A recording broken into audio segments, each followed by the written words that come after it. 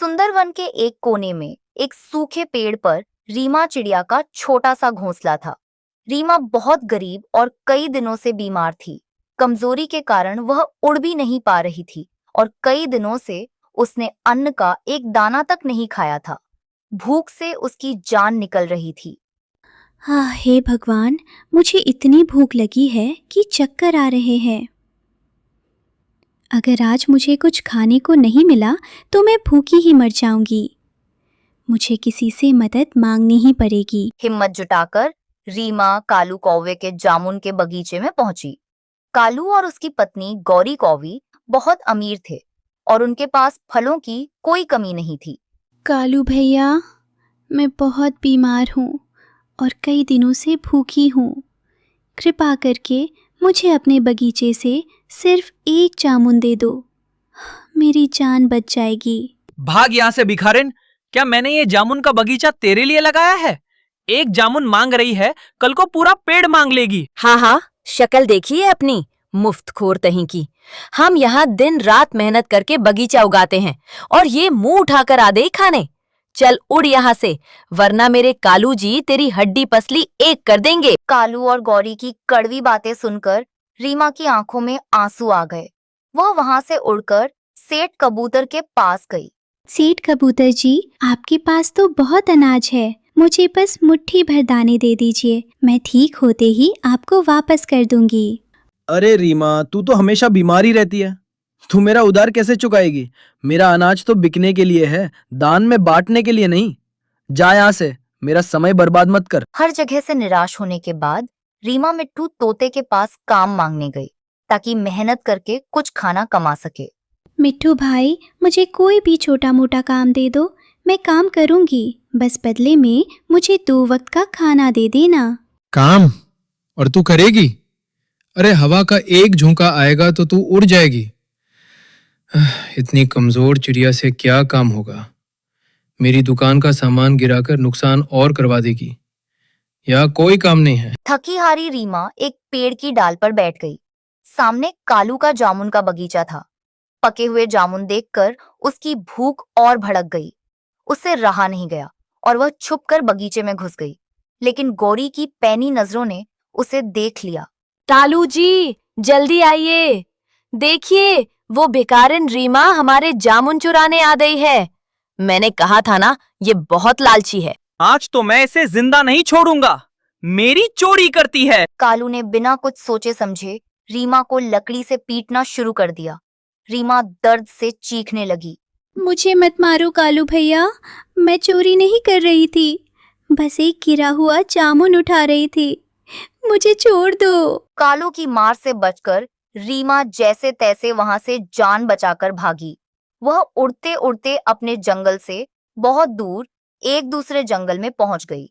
वह जंगल बहुत डरावना और अंधेरा था। अचानक आसमान में काले बादल छा गए और तेज तूफान आ गया। हे भगवान, ये कैसा भयानक तूफान है। मेरे पंखों में अब बिल्कुल ताकत नहीं बची है, आज मेरी मौत निश्चित है। तूफान से बचने के लिए जगह ढूंढते हुए रीमा को अचानक अंधेरे में एक रोशनी दिखाई दी। वह पास गई तो उसकी आंखें फटी रह गईं। वहां घास से बना एक बेहद सुंदर घर था और सबसे हैरानी की बात यह थी कि उस घास के घर की छत और दीवारों पर दुनिया भर के स्वादिष्ट फल लगे हुए थे। इतना सुंदर घर और इतने सारे फल, क्या ये कोई सपना है? जैसे ही रीमा उस घर के अंदर गई, उसने देखा कि अंदर बहुत सारा धन दौलत, सोने के सिक्के और तरह तरह के पकवान रखे हुए थे। रीमा अभी सोच ही रही थी कि तभी एक भारी और मीठी आवाज गूंजी। डरो मत रीमा बेटी, मैं एक जादुई घर हूँ। आप बोल सकते हैं, लेकिन आप मेरा नाम कैसे जानते हैं? मैं सब जानता हूँ। तुम बहुत दयालु हो।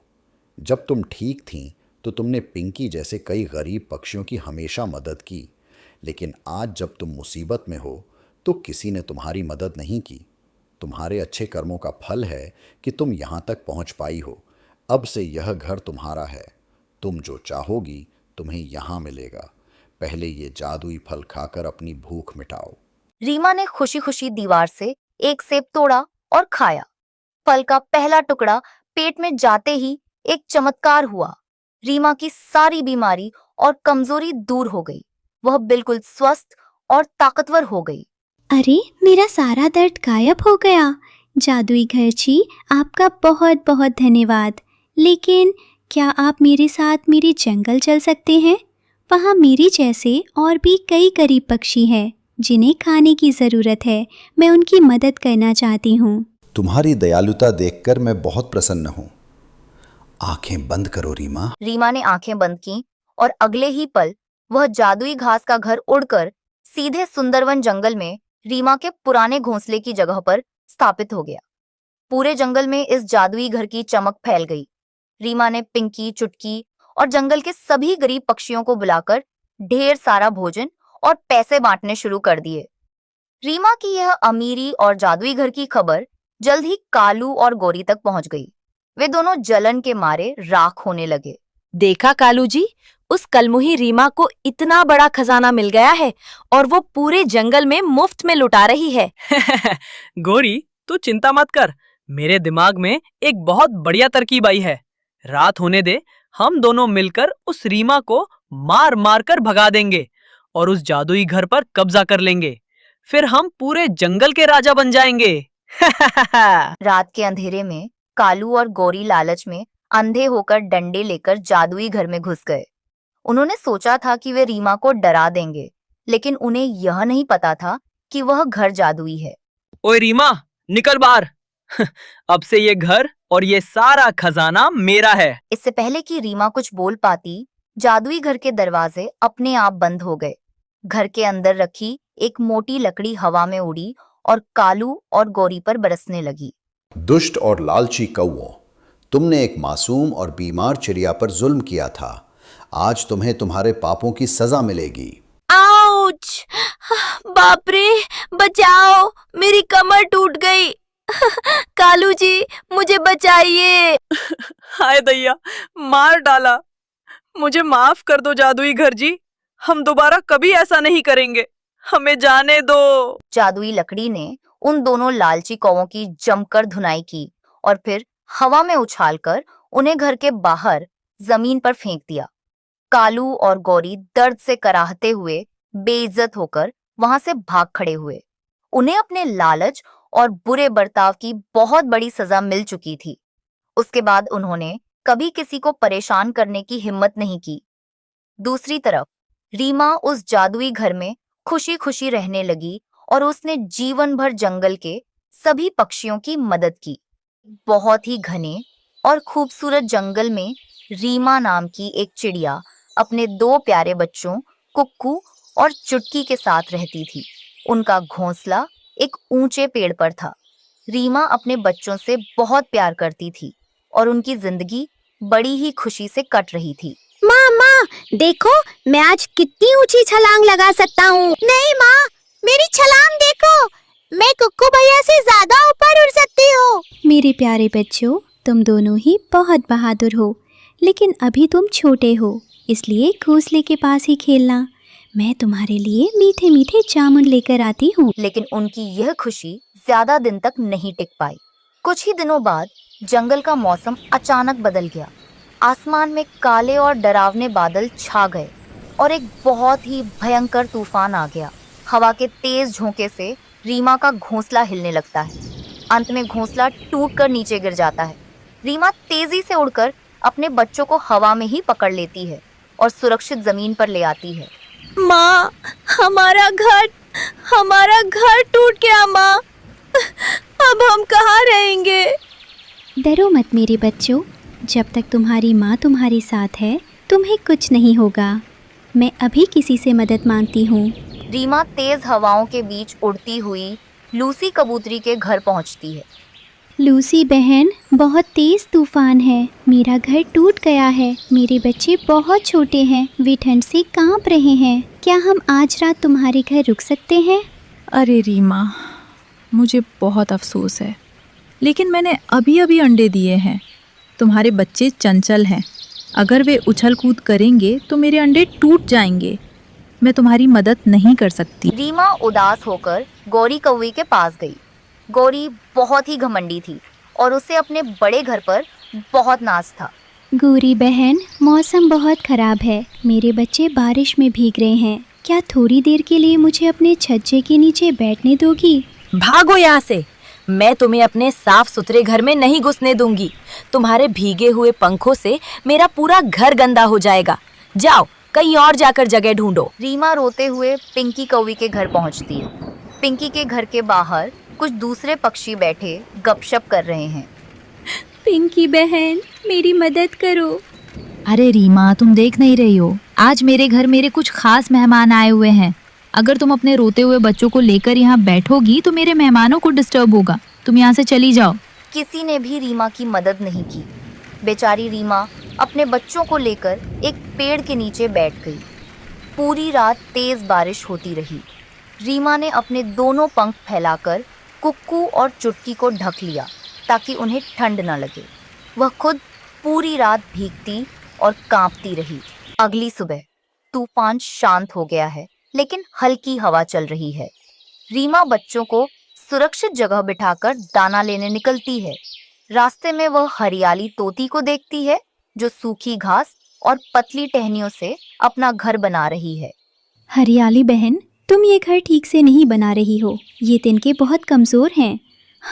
कल रात जैसा तूफान आया तो ये घर एक झटके में टूट जाएगा। ए रीमा, मुझे ज्ञान मत बांटो। मुझे तुमसे ज्यादा पता है कि घर कैसे बनता है। मेरा ये घर किसी भी तूफान को आसानी से सह सकता है। तुम जाकर अपना काम करो। तभी ऊपर की डाल पर बैठे कालू कौवे और गौरी कौवे की नजर हरियाली पर पड़ती है। काओ काओ, अरे गोरी जरा देख तो, हरियाली ने घर बनाया है या तिनकों का कूड़ादान। एक हवा का झोंका आएगा और इसका घर उड़कर नदी में गिर जाएगा। सच कहा कालू तूने। ये तोते खुद को बहुत होशियार समझते हैं। तुम दोनों कौवे चुप रहो। तुम लोगों को बस दूसरों का मजाक उड़ाना आता है। जब मेरा सुंदर घर बनकर तैयार होगा तब तुम्हारी आंखें फटी की फटी रह जाएंगी। रीमा वहां से चली जाती है। वह नदी के किनारे जाती है और देखती है कि बारिश के कारण वहां की मिट्टी बहुत चिकनी और मजबूत हो गई है। रीमा को एक तरकीब सूझी। उसने गीली और चिकनी मिट्टी को जमा किया और एक सुरक्षित पेड़ की मोटी डाल पर ले आई। उसने पूरे दिन कड़ी मेहनत की। कुक्कू और चुटकी ने भी अंदर बिछाने के लिए मुलायम पत्ते लाकर अपनी माँ की मदद की। रीमा चोंच से मिट्टी को थपथपाकर एक सुंदर मटके के आकार का घर बनाती है। घर का दरवाजा छोटा होता है ताकि बारिश अंदर न जा सके। वाह माँ, ये घर तो अंदर से कितना गर्म और आरामदायक है। और माँ, इसकी दीवारें कितनी मजबूत है। अब हमें किसी तूफान से डर नहीं लगेगा। अगले दिन जंगल में ऐसा तूफानी बवंडर आया जैसा पहले कभी किसी ने नहीं देखा था। हवा की गति इतनी तेज थी कि पेड़ों की डालियां टूटने लगीं। लूसी का घोंसला उड़ जाता है।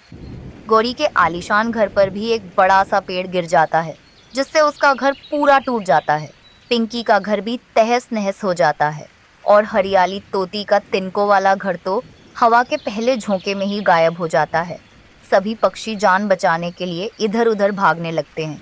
बचाओ, कोई मुझे बचाओ, मेरा घर उड़ गया। सभी बेघर पक्षी कांपते हुए रीमा के घर के बाहर पहुंचे। उन्होंने देखा कि रीमा का मटके वाला घर इतनी भयंकर आंधी में भी अपनी जगह से जरा भी नहीं हिला था। रीमा, हमें माफ कर दो। जब तुम्हें जरूरत थी तो मैंने अपने घमंड में तुम्हें भगा दिया था। आज मेरे पास सिर छुपाने की भी जगह नहीं है। मुझे भी माफ कर दो रीमा बहन, मैं कितनी स्वार्थी हो गई थी। रीमा, तुम सही कह रही थी। मेरा घर वाकई कमजोर था। मेरे अहंकार में आज मुझे सड़क पर ला दिया है। आप सब रो मत, बीती बातों को भूल जाइए। मुसीबत के समय ही तो हम एक दूसरे के काम आ सकते हैं। जल्दी से अंदर आ जाइए, बाहर बहुत ठंड है। सभी पक्षी एक एक करके घर के अंदर आते हैं। घर अंदर से बहुत बड़ा और सुरक्षित था। सभी चैन की सांस लेते हैं। अगली सुबह जब तूफान थमा तो सभी पक्षियों ने रीमा का तहे दिल से शुक्रिया अदा किया। रीमा बहन, तुमने हम सब की जान बचाई है, लेकिन अब हमारा घर तो टूट गया। हम कहाँ रहेंगे? चिंता मत करो कालू भाई, आज से हम सब मिलकर काम करेंगे। मैं आप सबको गीली मिट्टी से ये मजबूत मटके वाला घर बनाना सिखाऊंगी। फिर कोई भी तूफान हमारा कुछ नहीं बिगाड़ पाएगा। सभी पक्षी खुशी से चहचहाने लगते हैं। इसके बाद रीमा और सभी पक्षी मिलकर जंगल में हर पेड़ पर सुंदर सुंदर मटके वाले घर बनाते हैं। अब पूरा जंगल से भी ज्यादा सुरक्षित और खुशहाल हो गया था। तो देखा दोस्तों, घमंड और स्वार्थ कभी काम नहीं आता। असली खुशी तो एक दूसरे की मदद करने और मिलकर रहने में